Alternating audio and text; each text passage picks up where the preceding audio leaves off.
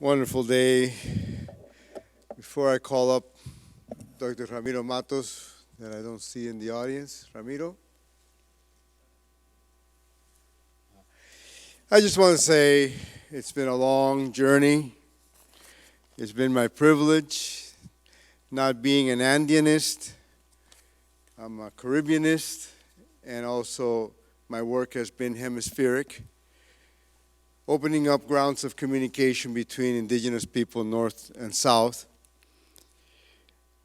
And so when this story became available to us to try to put forth an exhibition and a full work of investigation of the Hapagnyang, for me it was a great opportunity because in North America, almost no one has heard of the Inca world. Almost no one has heard of Pachacuti, Alexander the Great of the Americas. Almost no one knows the wonderful story that you all told in these last 2 days and that Dr. Matos has led us to portray in our gallery. So that makes me very happy because, as our director said the first day, we're charged with fighting back the idea of terra nullius. We're charged with fighting back the idea of stereotype, of mens nullius, meaning empty minds of the Americas. So for our museum, this is the mandate, is to make sure that the wonders, the depth, and the long reach of thinking of the native peoples of the Americas become better known.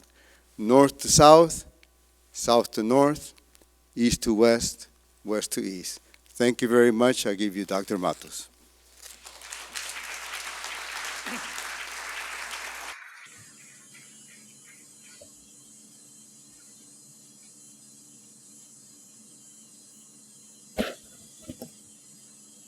Muchas gracias. Thank you.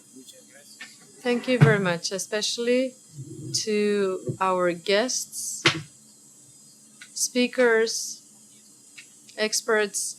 The day has been long. We're all tired. We believe, and I especially, that we know a lot about Capagnan. However, every time we hear an expert talk about it, we realize our knowledge is very limited. I would like to summarize the 2 days of symposium in two groups of presentations. On the one hand, we have presentations dedicated to scientific research with lots of novelties, and as engineers said yesterday and this morning, our colleagues, anthropologists, archaeologists, there is a lot to learn.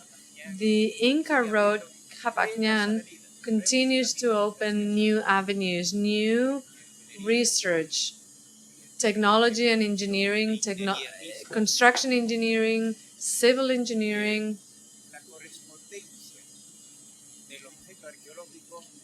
The relation between an archaeological artifact with the culture, the cultural heritage, the cultural tradition, a culture that is alive.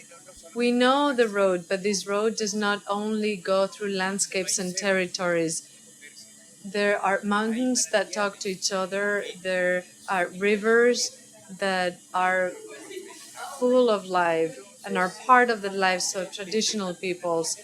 From the first presentation yesterday morning by Tom Dillihay or Daryl Deltra, and all the presentations that we've heard, the research, the years of experience that have been shared, have filled us with new knowledge, new data, and at the same time, they've presented new questions for future research.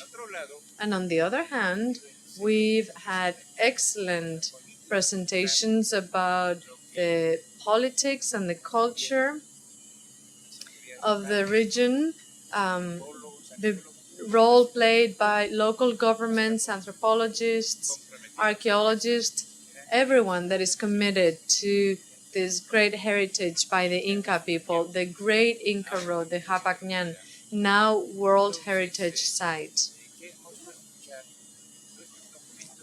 It was really wonderful to hear about the documents that were submitted to UNESCO, signed by each one of the countries involved.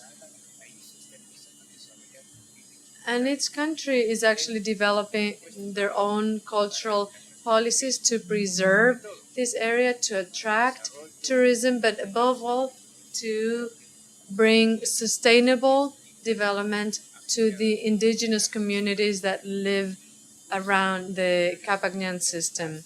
Once again, I would like to thank you all for your presence and the speakers for being here today, the audience for being with us throughout these 2 very long days. It brings me great satisfaction to see that the National Museum of the American Indians have an exhibit dedicated to the Inca Road, the Capagnan.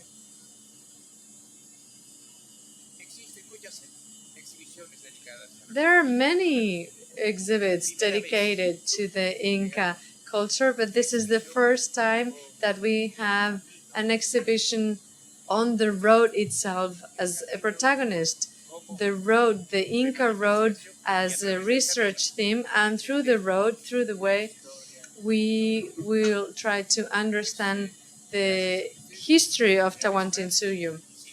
Once again, thank you. Without your support, without your contributions from your countries through your research, this wouldn't have been able, as well as with the effort made by our team that developed the exhibit. Otherwise, this would not have been possible.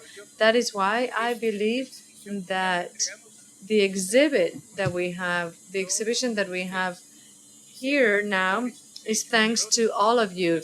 If there are mistakes, there might be mistakes, there are vacuums, there's incomplete data of all of this, and of all that, I am responsible. And all the good things of the exhibit is thanks to you. You deserve all the credit. Thank you very much.